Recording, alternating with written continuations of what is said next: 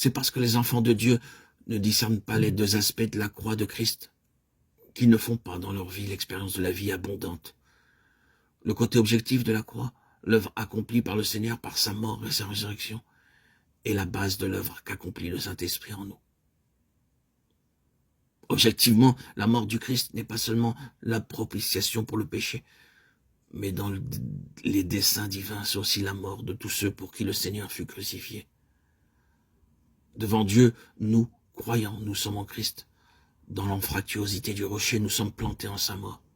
Le saint et le juste a été fait malédiction pour les maudits, afin que soit cloué au bois, avec le substitut, avec l'agneau de Dieu, la vie maudite héritée du premier Adam.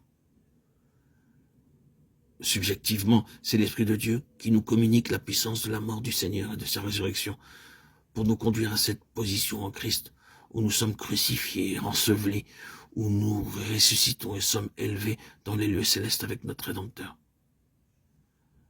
Les deux aspects de la croix, l'objectif et le subjectif, doivent être compris, vécus, pour que pratiquement, expérimentalement, la vie jaillisse de la mort dans nos vies.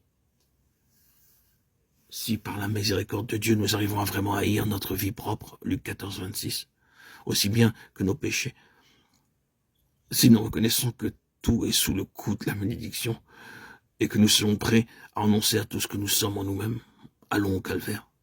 Là, nous constaterons que nous sommes délivrés, étant morts à ce qui nous retenait captifs. Romains 6. Comptant sur l'Esprit divin, nous faisons nôtre la mort de Christ dans l'assurance de recevoir aussitôt de la vie du ressuscité pour que soit rempli le vase de terre.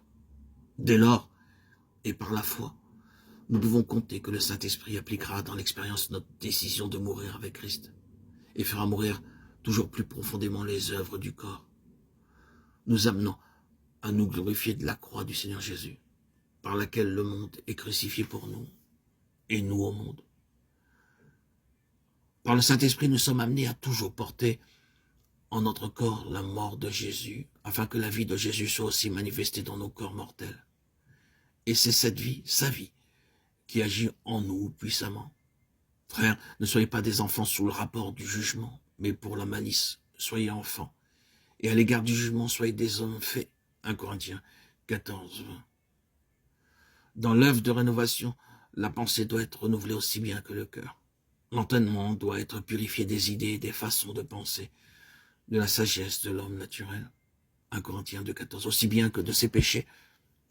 Seulement, ainsi, le Seigneur peut mettre sa loi dans le cœur et transformer par le renouvellement de la pensée afin de faire discerner quelle est la volonté de Dieu. Romains 12, 2.